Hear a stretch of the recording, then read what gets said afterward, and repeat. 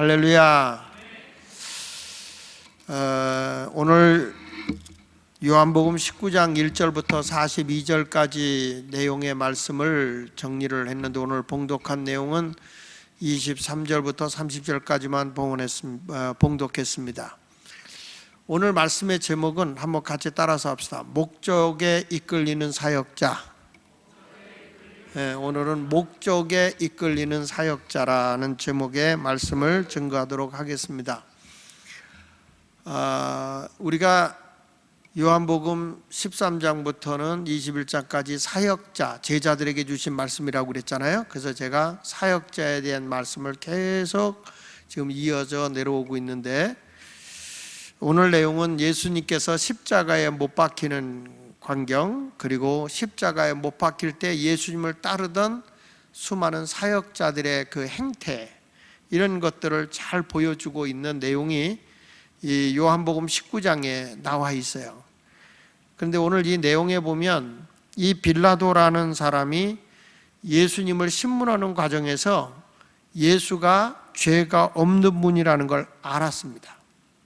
그럼에도 불구하고 유대인들이 하나님을 모욕하고 신성모독하는 자라고 예수를 막 참소하고, 그리고 여론전을 펴서 예수님은 하나님을 모욕하는 자다, 그러니 저를 죽여야 된다, 그리고 그는 유대인의 왕이다, 우리의 왕은 가이사밖에 없다, 로마의 왕밖에 없는데 저는 스스로 유대인의 왕이라고 하니 저는 혁명가가 아니냐, 가이사를 배반하는 거 아니냐, 그러니 당연히 죽어야 된다, 이러면서 예수에 대해서 막 나쁘게, 그리고 여론전을 피는 거예요. 그러니까 빌라도가 예수를 붙잡아서 신문을 해보니까 죄를 찾지를 못하겠는 거예요. 그리고 사랑하는 빌라도의 아내가 꿈을 꿨는데 그분에게 손대지 마라, 그분은 절대 죄가 없는 분이다, 손대지 말라고 이야기를 하고 있는데도 빌라도가 선뜻 이 예수님을 어떻게 할 줄을 몰라요. 그래서 유대인들에게 나는 이분이 죄가 없는 분으로 봤다 그랬더니 막 예수를 십자가에 못 박혀 죽여야 된다고 아우성을 치는 거예요. 그래서 빌라도가 예수를 데리고 들어가서 심하게 채찍질을 합니다. 자, 이 정도 예수님을 때렸으면 이제 죄가 없어진 거니까 이제 이를 석방시키자라고 얘기하는 거예요. 그런데 저들이 듣지 않죠. 내가 유대인의 왕이라고 했으니까 하고 군인들이 가시나무 관, 그러니까 쉽게 말하면 그냥 여기에 가시넝쿨로 만든 관을 씌우고, 그리고 그 자색 옷을 입히면서 조롱을 하면서 자, 이 사람이 유대인의 왕이라고 하니 너희들 마음대로 해라, 이 정도 내가 체벌을 했으면 이제는 놓아줘도 된다, 이런 의미로 예수님을 신문을 하고 채찍을 하고, 그리고 머리에 가시면류관을 씌우고, 그리고 예수님에게 그 조롱을 하는 그 왕이 입는 자색 옷을 입히고 예수님을 조롱했던 거죠. 자, 19장 1절부터 3절에 보면 나옵니다. 이에 빌라도가 예수를 데려다가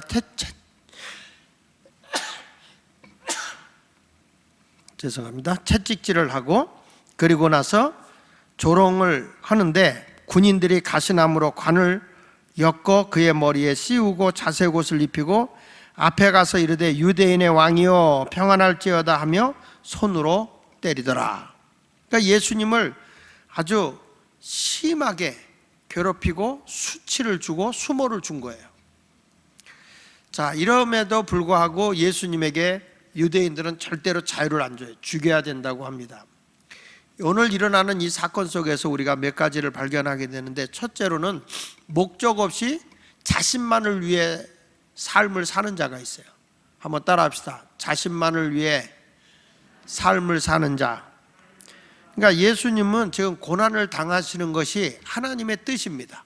그리고 고난 후에 십자가에 죽는 것도 하나님의 계획이었고, 하나님이 인류를 구원하고자 하는 목적을 이루기 위해서 어린 양이 되어 십자가에 죽어야 할 것이 하나님의 큰 계획 속에 있던 거예요.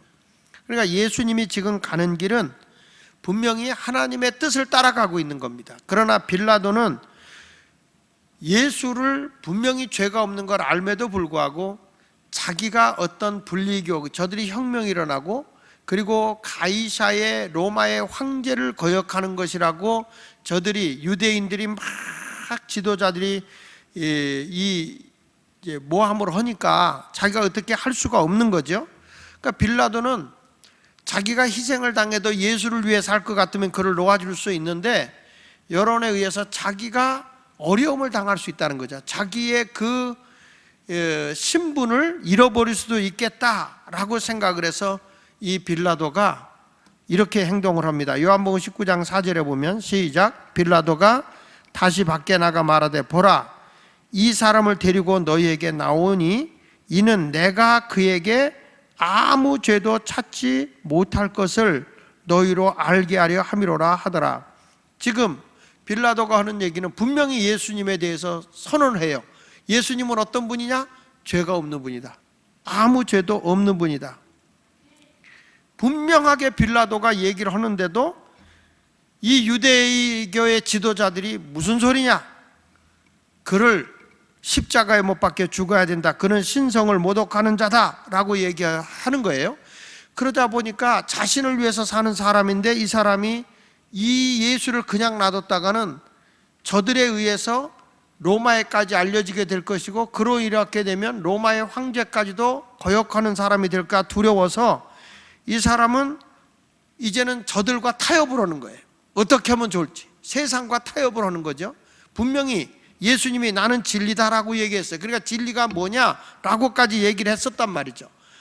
요한복음 18장 37절 38절에 빌라도가 이렇게 묻잖아요. 빌라도가 이르되 그러면 내가 왕이 아니냐? 예수께서 대답하신 내 말과 같이 내가 왕이다. 내가 이를 위하여 태어났으며 이를 위하여 세상에 왔느니 곧 진리에 대하여 증언하려 함이로라. 무릇 진리에 속한 자는 내 음성을 듣는다 하신데 빌라도가 이르되 진리가 뭐냐 하더라. 그러니까 이 예수님이 내가 진리다, 내가 길이고 진리다, 너희가 진리에 속하면 올바른 곳에 속하면 하나님의 뜻에 속해 있다면 반드시 내 말을 들을 것이다. 그러니까 빌라도는 더 두려운 거예요. 더 두렵죠. 왜? 아무 죄도 찾지 못했어요. 여기서도 38절에 보면 이 말을 하고 유대인들에게 나가서 이르되 나는 그에게서 아무 죄도 찾지 못했다. 몇 번이고 얘기를 해요. 나는 이분에게 어떤 죄도 찾지 못했다. 그런데 빌라도는 예수가 하나님의 아들이라는 얘기도 하고 그리고 내가 진리라는 말씀을 했기 때문에 거기다가 자기 아내까지도 이분에 대해서 손대지 말라고 꿈을 꾼 얘기를 하니까 이 빌라도는 굉장히 예수에 대해서 두려워하고 있어요.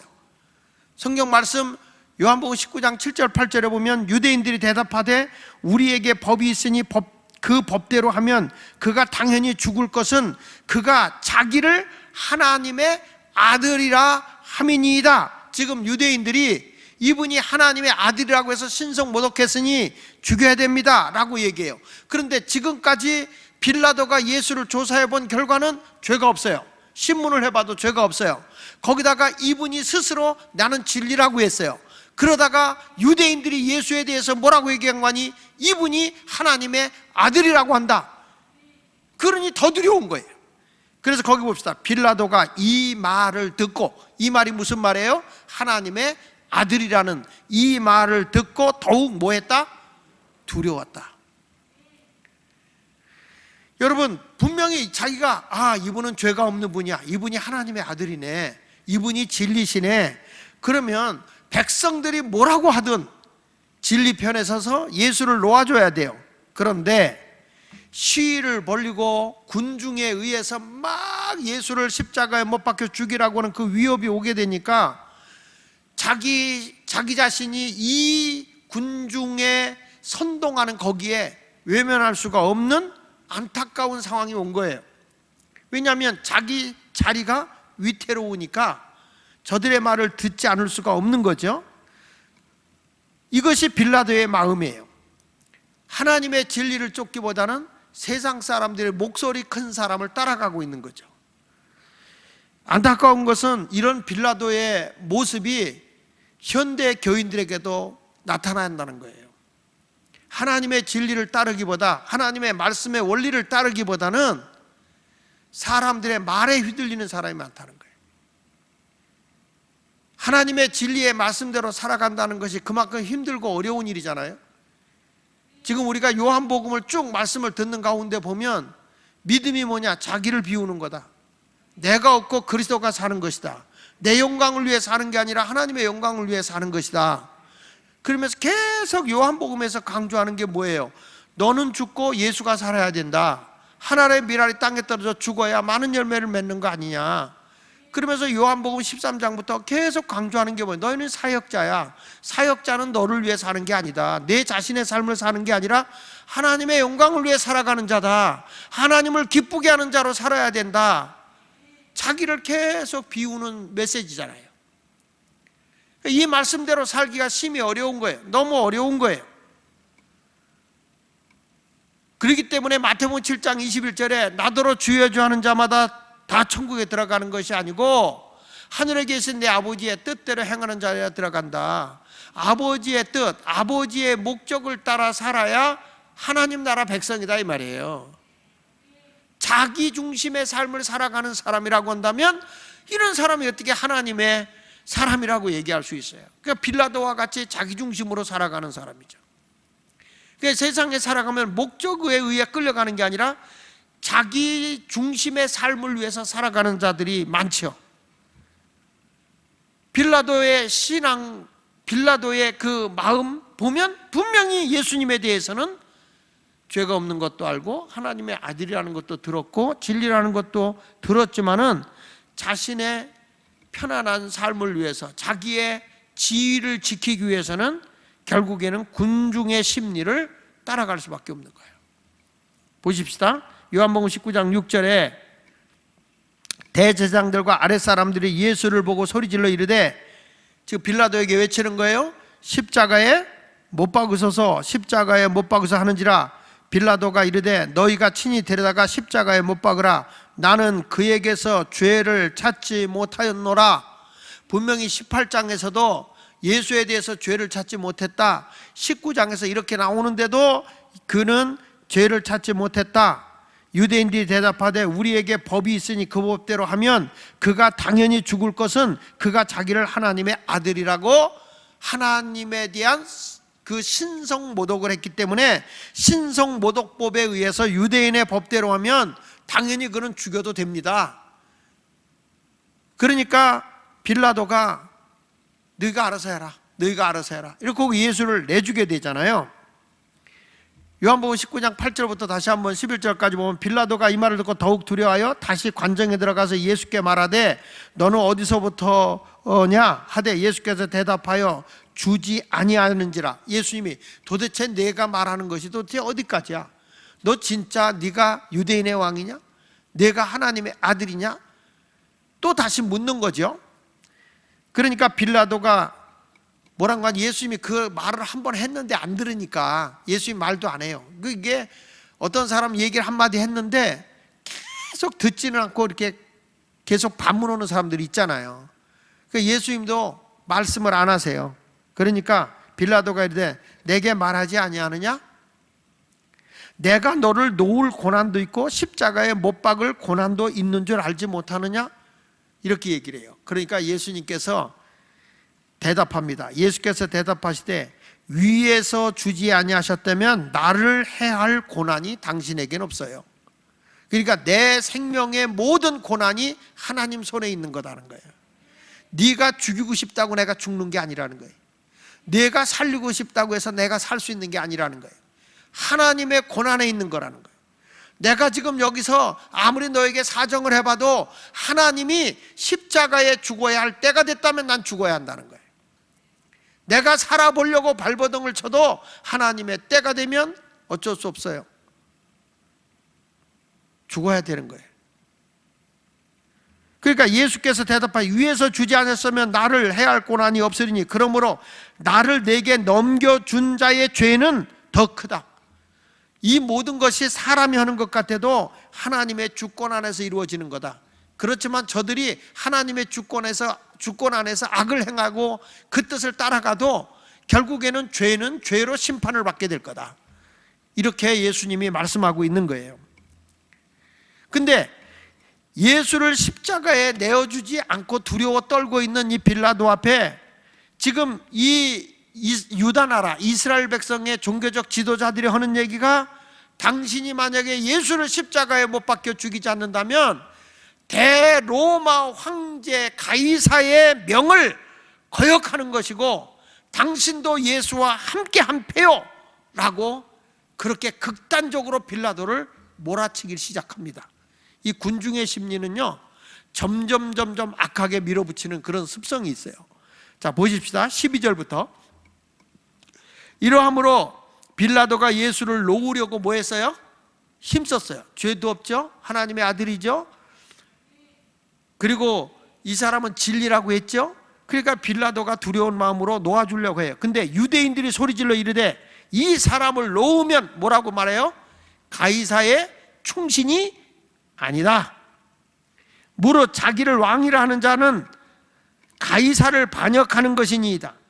빌라도가 이 말을 듣고 예수를 끌고 나가서 돌로 깐 뜰에 있는 재판석에 앉아 있더라.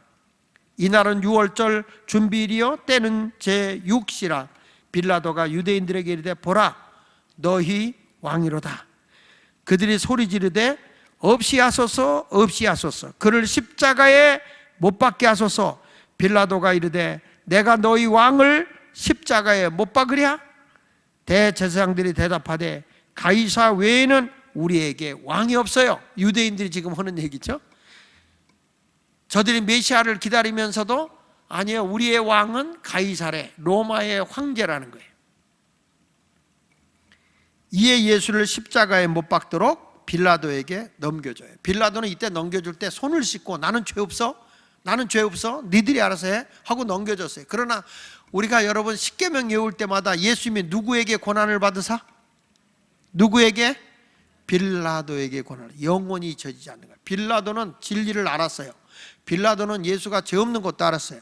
빌라도는 하나님의 아들인 것도 알았어요. 그렇지만 이 사람은 자신만을, 자신의 신분만을, 자신의 명예만을, 자신의 출세만을 추구하기 위해서 예수를 포기해버린 거죠. 자신의 권력과 명예를 얻기 위해서 예수를 기꺼이 버린 것입니다. 예수님을 두 강도와 함께 십자가에 못 박을 수 있도록 그냥 유대인들에게 버려둔 거예요. 그게 이제 17절부터 21절까지 내용에 쭉 나와 있는 말씀입니다.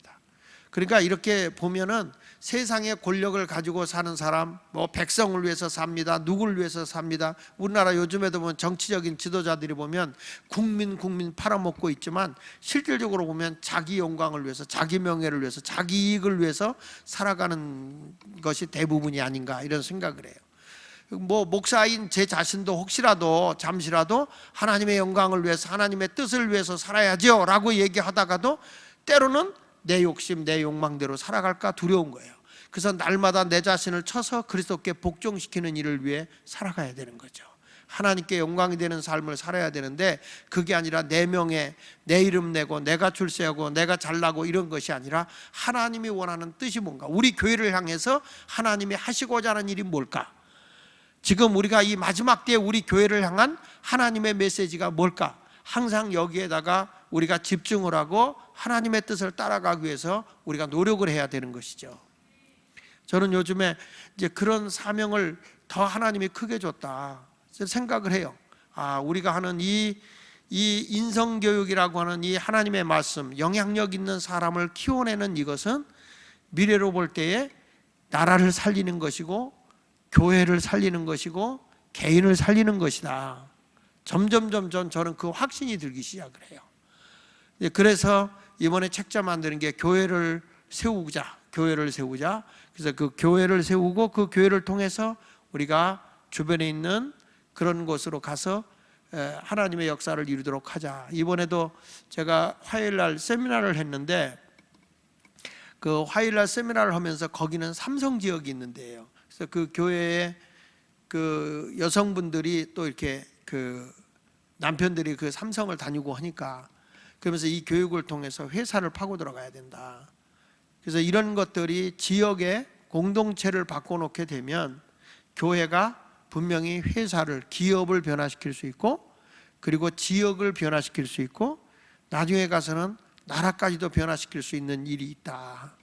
이제 그런 것이 요즘에 이제 그 콜롬비아라든지 파라과이라든지 과테말라라든지 이런 나라들이 이런 훈련을 통해서 지금 나라가 변화가 일어나고 있거든요.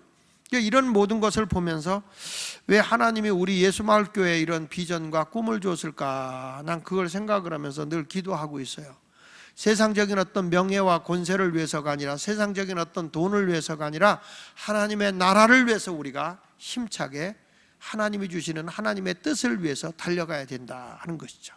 그러니까 예수님이 힘들고 어려운 길이지만 왜 십자가의 길을 걸어가느냐 하면 그것이 하나님의 뜻이며 하나님이 세우신 목적이에요. 그러니까 예수님에 의해서 이걸 이끌고 가는 게 아니라 하나님의 목적이 예수님을 이끌고 가는 거예요. 그래서 여러분들이 인생을 살아갈 때도 내가 내 목적을 끌고 가는 게 아니라 목적이 나를 끌고 가게 돼. 사역이라는 건 그런 거예요. 예수마을교회가 가는데 내가 하고 싶으면 하고 말고 싶으면 하는 것은 내가 모든 하나님의 뜻을 끌고 가는 거예요. 근데 우리 교회에 주신 기도를 하시고 열심히 노력을 해서 하나님이 우리에게 주신 목적, 하나님의 뜻이 있다고요. 그 하나님의 뜻이 우리 교회를 이끌고 가야 되고 우리 성도님들을 이끌고 가야 되고 그 하나님의 뜻이 결국에 우리 목사도 끌고 가야 되고 여러분의 모든 가정도 하나님의 목적으로 끌고 가야 돼요. 그것이 바로 사역자들이 걸어가는 길이죠. 편안하고 안주한 삶보다도 하나님이 기뻐하는 삶을 살아가야 되는 거예요. 여러분, 이런 큰 비전을 가지고 우리가 주일 날마다 설교하는 내용들을 몸소 이게 내가 사는 길이고 가정이 사는 길이고 교회가 사는 길이고 나라가 사는 길이다 생각하고 사명감을 가지고 여러분들이 작게부터 실천을 해 주시는 그런 그리스도인이 되시기를 예수 이름으로 축원을 드립니다. 두 번째 말씀은 목적을 잃어버린 사역자예요. 목적을 잃어버려요. 자기가 위협이 오게 되고 어려움이 오게 되니까 목적을 잃어버려요. 그러니까 환경에 휘둘려 버리고 마는 것이죠. 자, 그 대표적인 사람이 이제 오늘 본문에 나와 있는 내용인데, 예수님이 십자가에 못 박힐 때 여기 요한이 굉장히 의도적으로 하는 게 있죠. 뭐냐면 그 23절부터 내용을 쭉 보니까 예수님이 입고 있는 겉옷, 그것은 그 왕이 입는 아주 아름다운 옷이라고요. 근데 그 옷을 입었어요. 근데 그 옷이 얼마나 좋고 아름다웠던지 로마의 군인들이 그 옷을 천을 4개로 찢어서 나눠 가졌어요. 겉옷을 걸치고 있는 그 옷을 나눠 가졌고, 그 다음에 속옷은 이거는 통으로 짠 거니까 이건 찢지 말고 우리가 통으로 그냥 한 사람이 제비 뽑아 갖자. 나는 이 말씀을 보면서 우리 예수님이 참 좋은 옷은 입으셨구나. 왜냐하면 사람이 제비 뽑아 가질 정도의 옷이라고 하면 이건 다 쓰고는 게임이 안 되겠죠. 루비통 옷하고도 뭐 게임이 안 되겠죠. 하여튼 예수님이 옷은 좋은 옷을 입으셨던 것 같아요. 그런데 겉옷은 찢어서 나눠 가졌지만 속옷은 통으로 찢지 않고 그대로 제비 뽑아 가졌다, 이런 내용이에요. 근데 요한이 여기서 얘기하고자 하는 건 2가지 의미가 있어요. 하나는 뭐냐면 예수님을 따르고 있는 성도들을 보니까 2 종류 교인이 있다는 거예요. 한번 따라합시다. 겉옷 교인, 따라해보세요. 겉옷 교인, 속옷 교인. 제가 우리 교회에서 몇 번 설교한 적이 있기 때문에 익숙한 단어라고 생각해요. 겉옷 교인은 뭐냐? 외적으로는 화려해 보여요. 근데 어려움이 오고 위험이 오면 예수님에게서 철저하게 찢겨져 나가는 거예요. 찢어지는 거예요. 평상시에는 주님 사랑합니다, 주님 뜻대로 살겠습니다라고 얘기하지만 아주 교회 와서 보니까 자기 이름 내고 자기 생색 내고 자기가 뭔가 은혜를 입는 것 같고 많은 것을 얻을 때는 막 앞에서 설쳐대요. 그러다가 자기 희생과 자신의 아픔과 자기 어떤 괴로움이 오게 될 때에는 다 예수님에게서 떨어져 나가죠. 자, 예수님이 보십시오. 누가복음 23장 11절에 보면 헤롯이 그 군인들과 함께 예수를 업심여기며 희롱하며 빛난 옷을 입혀 빌라도에게 도로 보냈다 그랬죠.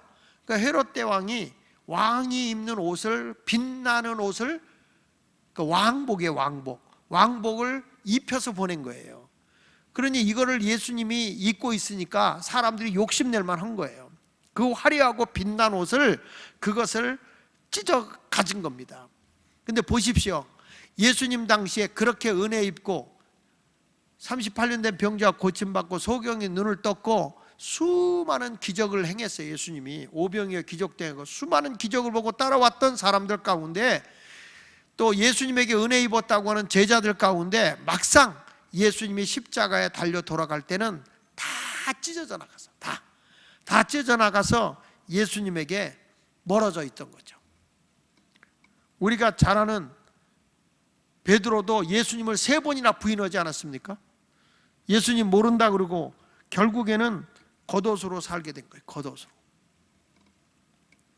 근데 속옷교회는 어떤 겁니까? 영적으로 은밀함이 있는 거. 속옷은 속에 감추어져서 사람의 은밀한 것을 가려주잖아요. 그와 같이 영적인 은밀함이 있는 게 속옷이에요.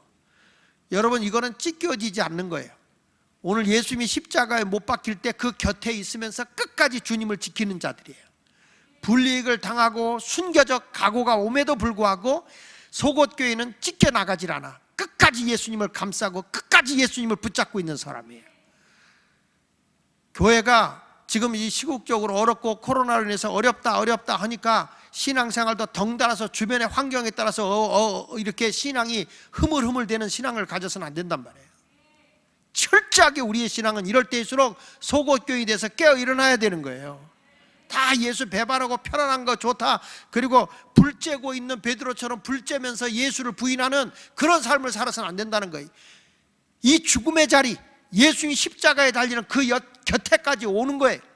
예수님의 무덤의 자리까지 찾아가는 거예요. 이런 모습이 속옷교인이라고요. 프란시스 쉐퍼라고 하는 분이 그런 얘기를 했어요. 엄청난 복음주의의 재앙이 오고 있다.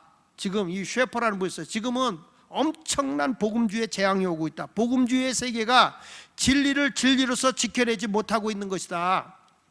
이것을 한 단어로 표현하면 바로 타협이다. 복음주의 교회는 이 시대의 정신과 타협해왔다. 빌라도가 이 사람이 죄가 없고 진리고 하나님의 아들인 걸 알지만 군중들의 심리에서 자기 안위를 위해서 타협해버리고 예수를 십자가에 못 박게 내버린 것처럼, 우리가 하나님의 복음을 전할 때 가감없이 하나님이 원하는 메시지를 전해주게 되면 부담스러워요. 힘들어요.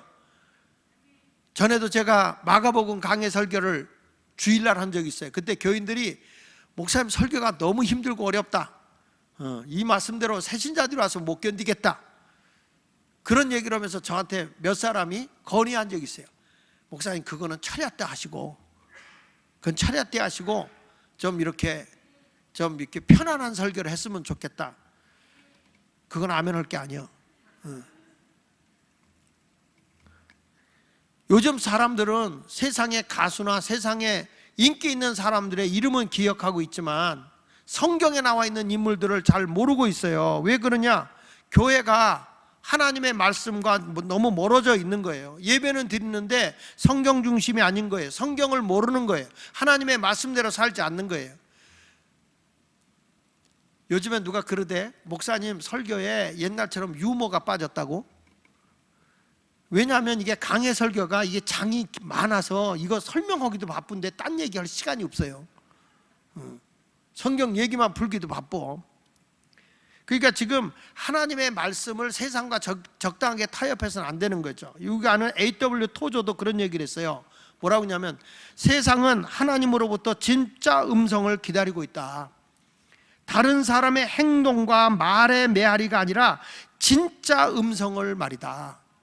그러니까 지금 세상이 뭘 오고 있는가 막 이 소리 저 소리 많은 것 같아도 교회만큼은 진짜 하나님의 음성을 들려주기를 원한다는 거예요. 세상이 아무리 좋은 게 좋다는 식으로 살아가도 하나님의 말씀의 원리는 가감없이 전해야 된다는 거예요. 교회에서까지 진리의 말씀을 타협해서 적당하게 전하게 되면 여러분, 교회는 영적인 침식이 오는 거예요. 침체가 오는 거야. 하나님의 말씀은 힘이 들어도 성경대로 강하게 전해야 영적인 부흥이 일어나는 것이지, 하나님의 말씀을 적당하게 타협해버리면 이게 어떤 일이 오겠어요?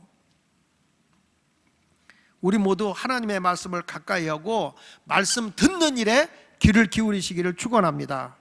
C.S. 루이스는 이런 말을 했습니다. 실로 지옥에 이르는 가장 안전한 길은 점진적인 길이다. 지옥에 안전하게 가는 길이 점진적인 길이다. 그게 뭐냐면 급회전도 없고 이정표도 없고 표지판도 없고 부드럽고 완만한 비탈길이다. 편안하게 가게 하는 거, 급한 것도 없고 다급한 것도 없고 그냥 적당주의로 가는 거, 그게 지옥 가는 앞제비다 이 말이야. 언젠가 제가 설교했어요. 말씀을 듣다가 여러분 신음소리가 나야 정상인 거예요. 아휴, 저 말씀대로 우리가 어떻게 살지? 아휴, 저 말씀은 어떻게 지키지? 이렇게 끙끙 앓는 소리가 나올 정도로 하나님의 말씀이 나를 자극할 수 있어야 되는 거예요. 요즘에는 유튜브를 통해서 이상한 것들을 많이 자기 나름대로 들어가지고 자기 편한 대로 신앙생활해. 그러다 이단에 빠져 있고, 요즘에도 아주 희한한 것들도 많이 있어. 자기가 모든 게 또 신이라고 그러고, 뭐 똥도 신이라고 그러고, 자기가 썩은 걸 먹어도 안 죽는다고 그러고, 안 먹어도 안 죽는다고 그러고. 근데 왜 먹는지 몰라? 여러분, 우리가 지금 냉정하게 성경으로 돌아가야 돼. 유튜브에서 여기저기 잘못 보면 요즘에 이단들, 나도 이렇게 유튜브를 찾아보니까 신천지나 이런 데서 희한한 걸 많이 올려놨어, 유튜브에다가. 그러니까 이런 것들에 여러분, 하나님의 교회라든지 이런 이단자들이 요때를 기해서 우리의 영혼을 병들게 하는 것이 굉장히 많이 나오고 있다고요.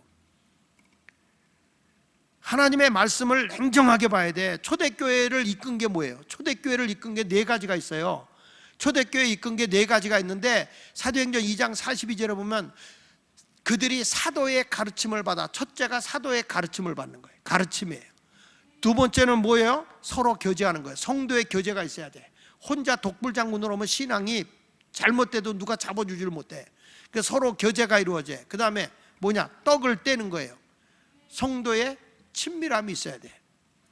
그 다음에 뭐가 있냐? 기도에 힘을 써야 되는 거죠. 그러니까 초대교회가 네 가지를 가지고 있어요. 가르침, 교제, 그리고 친목, 떡을 떼고, 그 다음에 기도. 이거에 힘쓴 거예요. 이 네 가지가 움직여 가니까 초대교회가 원동력이 있어가지고, 사도행전 6장 7절에 보면 하나님의 말씀이 점점 왕성하여 예루살렘에 있는 제자의 수가 더 심히 많아졌다, 이렇게 말하잖아요. 허다한 제사장들의 무리도 이 도에 복종했다는 거예요. 아나니아 삽비라가 하나님 앞에 거짓되게 헌금을 절반만 내다 죽었지만 교회는 더 부흥돼요. 왜? 하나님의 말씀의 원리대로 가니까 하나님이 역사하는 거예요. 근데 자기가 조금 어려움이 온다고 예수를 부인하고 도망가 버리니까 이게 다 찢겨 나가는 거죠. 겉옷교인이 되는 사람들이 그래요. 그러니까 자신만을 위한 제자였다. 예수님을 쫓는 것도 자신의 어떤 유익을 위해서 쫓으려고 하다가 어려움이 오니까 예수를 배반하는 거죠. 요한복음 9장 22절에 보면 그 부모가 이렇게 말한 것은, 맹인이 소경의 눈을 떴는데 누가 이 눈을 뜨게 했느냐? 예수가 뜨게 했습니다, 이렇게 말하면 돼요. 근데 유대교에서 출교를 시키니까 그 엄마가 두려워서 말을 못하고 얘기하잖아요. 제가 장생했으니 제에게 물어보라고. 보세요, 그 부모가 이렇게 말한 것은 이미 유대인들이 누구든지 예수를 그리스도로 시인하는 자는 출교하기로 결의하였으므로 그들을 무서워했다. 공개적으로 자기는 예수 믿는다는 소리를 안 해요. 당당하게 자기가 손해를 입어도 나 예수 믿어요, 주님 뜻대로 살아가요, 하나님이 원하는 목적을 따라가겠어요, 이런 신앙이 있어야 되는데, 자기에게 조금 불리익이 올 것 같으면 예수를 집어 던져버리고 간다고요. 이것이 바로 뭐냐? 겉옷이야 찢겨져 나가는 신앙이라고요. 요한은 의도적으로 베드로가 겉옷이라는 거예요. 그렇게 주는 그저씨가 살아계신 하나님의 아들이라 고백했던 사람이고, 다른 사람은 예수를 배반할지라도 나는 죽음의 자리까지 가서 절대로 예수를 배반하지 않을 것입니다 라고 했던 그지만, 실질적으로 예수를 배반한 사람 아닙니까? 그가 부활 후에 예수님을 디베라 바다에서 예수님이 찾아가서 만나요. 그때 요한이 야 예수님이다 라고 얘기하니까 바다로 뛰어들어가서 예수님에게 가는데 벗고 있던 겉옷을 입고 뛰어들어간다는 거예요. 성경 말씀 요한복음 21장 7절에 보면 예수께서 사랑하시는 그 제자가 베드로에게 이르되 주님이시라 하니 시몬 베드로가 벗고 있다가 주님이라 하는 말을 듣고 겉옷을 두른 후에 바다로 뛰어내렸다는 거예요. 여러분, 바다 물속에 헤엄쳐 가려면 입고 있던 옷을 벗는 게 정상이야. 그런데 이는 입고 뛰어들어가요. 무슨 의미인지 아십니까? 이 요한이 의도적으로 쓰고 있는 거예요. 너는 설쳐보고 막 예수님이다 하니까 뭐 네가 제일 사랑하는 것처럼 뛰어들고 그렇게 활개치고 있어도 그래 본들 너는 겉옷이다 이거야. 그렇게 화려하게 멋있어 보이는 것 같아도 다 예수에게 찢겨 나간다는 거죠.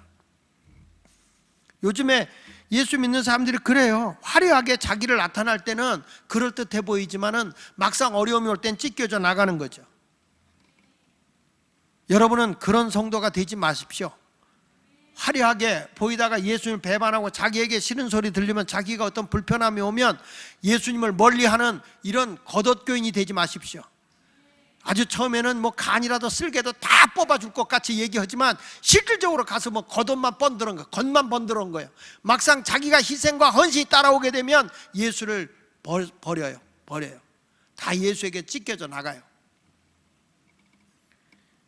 예수님 당시에 얼마나 많은 사람이 주님에게 은혜를 입어요. 병든 자가 고침받고, 정신 이상된 자가 고침받고, 죽었던 자가 살아나고, 엄청난 일들이 일어났지만 예수님이 십자가에 못 박혀 돌아가실 때는 옆에서 있는 사람이 몇 명이나 있습니까? 없어요. 그래서 여기 성경에 보니까 찢겨지지 않고 그래도 예수님 곁에서 예수님을 지키고 있는 그런 속옷교인들이 몇 명 있어요. 자, 25절부터 보겠습니다. 거기 보니까 예수의 십자가 곁에는 예수님의 누구? 어머니 마리아죠. 그 다음에 이모 글로바의 아내 마리아, 막달라 마리아 섰는지라. 예수님의 십자가에 못 박힐 때 그 옆에서 끝까지 그 살벌한 자리에서도 예수님을 떠나지 않는 사람이, 이런 사람이 속옷교인인 거예요. 사실 교회에서도 보면요, 힘들고 어려울 때 그래도 교회를 생각하고 교회를 붙드는 분들이 계세요. 그런 분들이 있기에 한국교회가 소망이 있는 거고 예수 마을교회도 소망이 있는 거예요. 할렐루야. 힘들고 어렵다고 하지만 다 구경하고 관망하고 있는 게 아니죠. 저도 그러죠. 이렇게 하다가 교회가 힘듭니다, 어렵습니다 하면 교인들이 자기는 더 어려움에도 불구하고 주님의 교회를 위해서 희생하고 헌신하는 분들이 계세요. 그러니까 이런 것들이 다 뭐냐면 주님의 전을 사모하고 주님을 사랑하기 때문에 헌신하는 것이지 주님을 사랑하지 않아도 어떻게 헌신할 수 있겠어요? 근데 여기 보십시오. 예수께서 자기의 어머니와 사랑하시는 제자가 곁에 서 있는 것을 보시고, 사랑하는 제자가 곁에 서 있는 것을 보시고, 요거는 이 요한복음을 기록한 사도 요한이에요. 사도 요한이 곁에 서 있는 걸 보고 뭐라고 하니, 자기 어머니에게 말씀하시되 여자여 보소서 아들입니다. 여자여라고 얘기해, 어머니라고 하질 않아요. 그러면서 이런 말이에요. 그 제자에게 이르시되 보라 내 어머니다. 요한에게 내 어머니다, 그 말 한마디 했는데 보십시오. 그때부터 그 제자가 자기 집에 모시니라. 할렐루야. 그래서 예수님의 어머니를 끝까지 누가 모셨어요? 요한이 모셔요. 성지순례 가서 예배소 지역에 가면 그 예배소에서 그 산 하나 넘어가면 마리아 성전이라고, 마리아를 모셨던 그 성전이 있죠. 근데 거기서 보면 이 요한이 그 마리아가 돌아가실 때까지 모셔요. 돌아가실 때까지. 근데 부모를 공경하면 땅에서 잘 되고 장수한다 그랬잖아요. 예수님의 12제자 가운데 제일 오래 산 사람이 요한입니다. 요한. 그 요한이 오래 살았을 뿐만 아니라 요한은 요한 계시록을 써서 앞으로 일어날 일과 하나님의 영광의 세계, 천국의 세계까지 다 하나님이 보여준 거예요. 그만큼 하나님의 영광을 받은 사람이 사도 요한이기도 해요. 그러니까 예수님 곁에서 끝까지 예수님을 지키고 있는데, 야 너희 어머니야, 예수님이 떠나가면서도 너희 어머니다 하는데 바로 이유되지 않고 예수님의 어머니를 모셨던 분이 바로 사도 요한이다. 이게 뭐 어떤 사람이냐면 속옷교인이라는 거예요. 그리고 또 요한복음 19장 38절에 보면 아리마대 사람 요셉이라는 사람이 등장해요. 그 아리마대 사람 요셉이라는 사람은 이 당시에 그 유대교에서 그 아주 그 높은 자리에 있는 사람이고 공회원이에요. 공회원이고 상당한 부자입니다. 권력도 있고 경제력도 있는 사람이에요. 근데 이분이 예수의 제자예요. 예수를 믿는 사람인데 유대인이 두려워 그동안 숨어 있었어요. 그랬는데 2일 후에 예수가 십자가에 못 박혀 돌아가신 후에 빌라도에게 예수의 시체를 가져가기를 구하고 있어요. 여러분, 난 여기서 이 아리마대 사람 요셉이라는 이 사람이 대단하다는 걸 보는 거예요. 여러분, 어느 때 지금 예수를 달라고 하냐면 죽은 예수를 달래. 죽은 예수. 능력을 행하고 표적을 행하고 막 하나님 나라의 비밀을 증거하고 있을 때 예수님 은혜 받았습니다, 예수님 넘버원입니다, 예수님 최고입니다, 이럴 때 예수님을 모시는 게 아니라 이제 예수님은 말씀 한마디도 못하는 싸늘한 시체예요. 피 한 방울 물 한 방울 없이 다 흘려서 아무것도 할 수 없는 그 예수의 시체를 가져가기를 구하고 있어요. 그래서 빌라도가 허락하는지라 이에 가서 예수의 시체를 가져갔어요. 그리고 예수를 모셨어요. 여러분, 교회는 그리스도의 몸입니다. 믿으십니까? 교회는 그리스도의 몸이에요. 진짜 소곡교회는요, 교회에 힘들고 어려운 자리를 보면 이건 내가 안아야 할 자리구나. 죽은 예수를 모시고 간 아리마대 사람 요셉이 있었기에 부활의 예수가 거기서 일어난 거예요. 우리는 이 목장에도 이렇게 편성을 시켜주면 불평하는 분들은 그래요. 왜 안 모이는 사람만 나한테 줬냐고. 근데 안 되는 데를 맡는 게 진짜거든요. 주의 일은 잘 되는 데 가는 게 아니라 안 되는 데 가서 일할 때 되는 거예요. 제가 우스개로 그런 얘기했어요. 우리 김학성 목사님 이렇게 만났을 때 내가 그런 얘기 했습니다. 목사님, 목회 진짜 잘한다. 근데 전임자에게 감사하라 그랬어요. 전임자에게 감사하라. 왜냐? 너무 전임자가 목회를 너무 잘했으면 후임자가 힘들어. 근데 적당하게 해주셨기 때문에 감사해.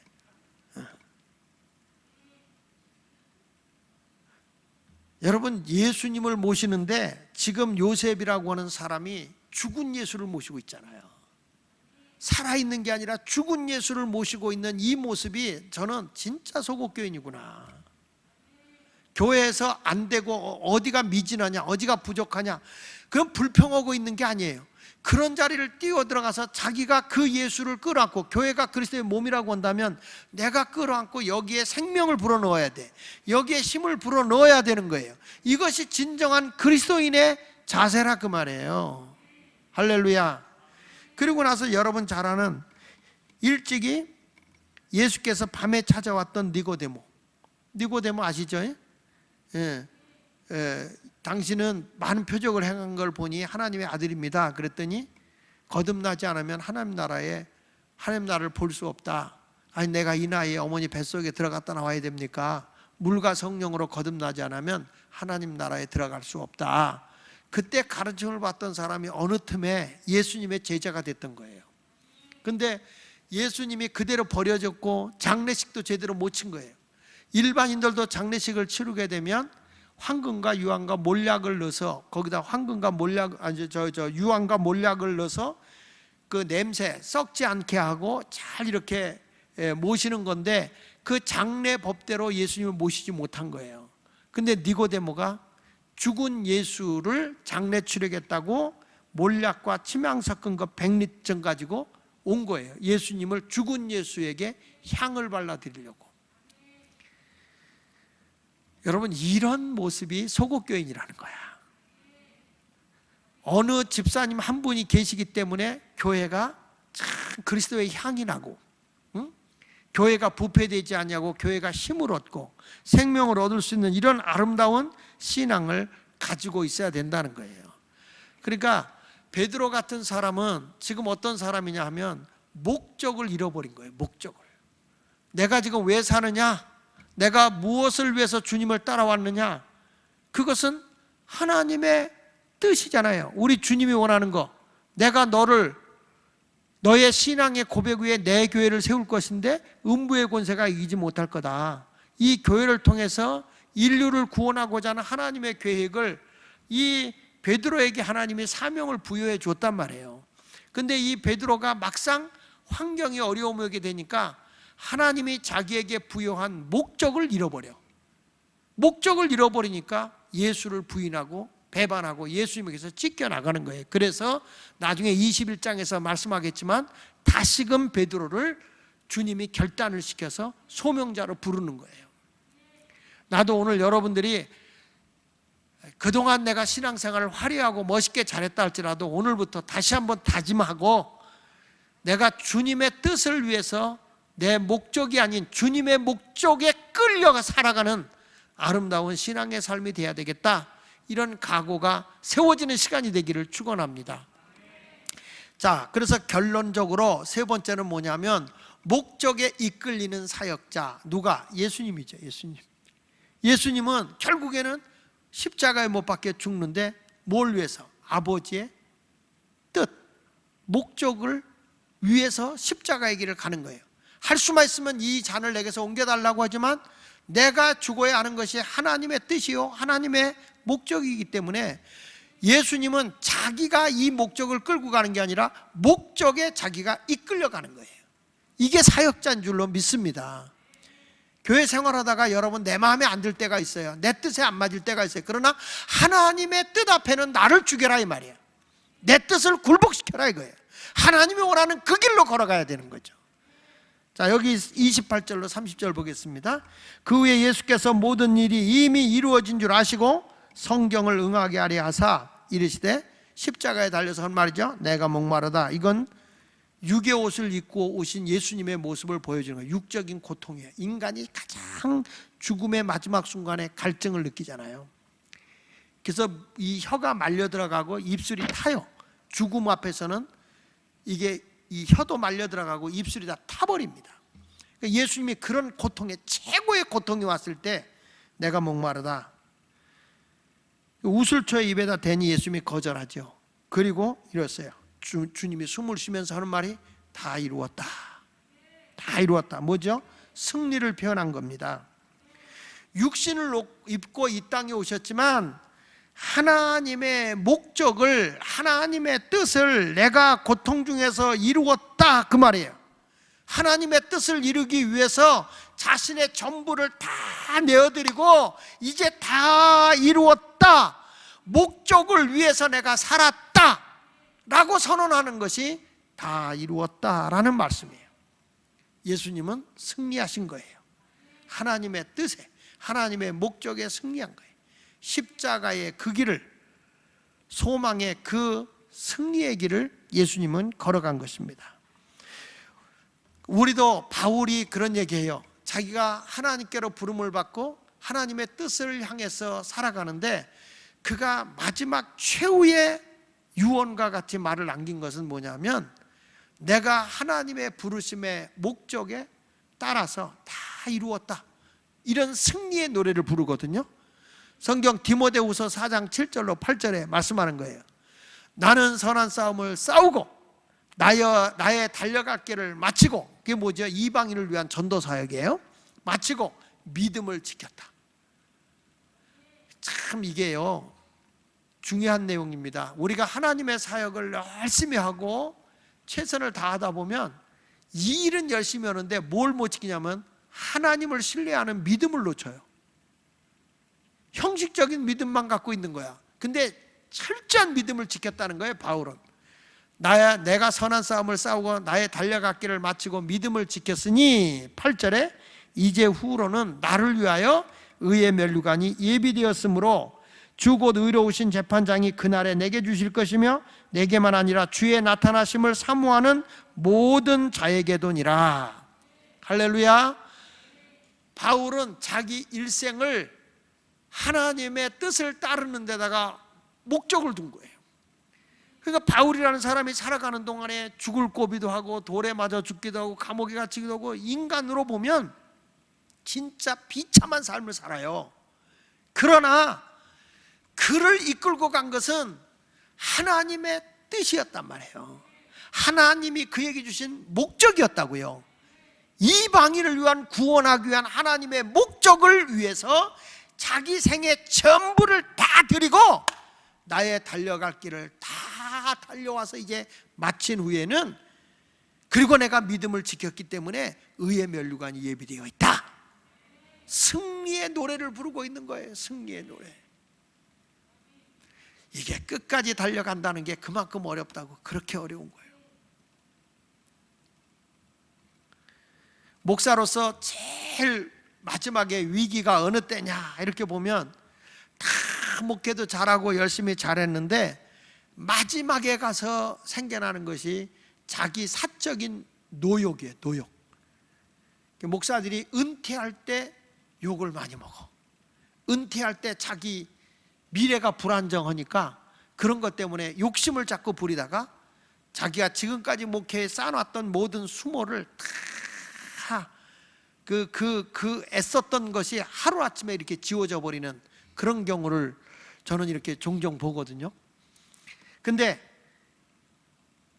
예수님과 같이 사역을 다 마치고 나를 위해 사는 게 아니라 하나님의 영광을 위한 목적을 끝까지 붙잡고 가면 분명히 주님이 부끄럽지 않게 할 거라고 생각을 해요. 자기를 위해 살아가는 게 아니라 하나님의 영광을 위해서. 자, 여러분, 여기서 아리마대 사람 요셉이나 니고데모 같은 이런 사람들 보면 자기 자신들이 공개적으로 예수를, 그 죽은 예수를 모시고 장례법대로 장례를 치르는, 이것은 숨어서 있던 사람이 나타난 거잖아요. 지금 여기가 굉장히 살벌한 자리임에도 불구하고 이제는 자기의 인생을 송두리째 흔들어 버리는 거예요. 자기가 지금까지 쌓았던 모든 것들을 예수를 위해서 내놓는 거예요.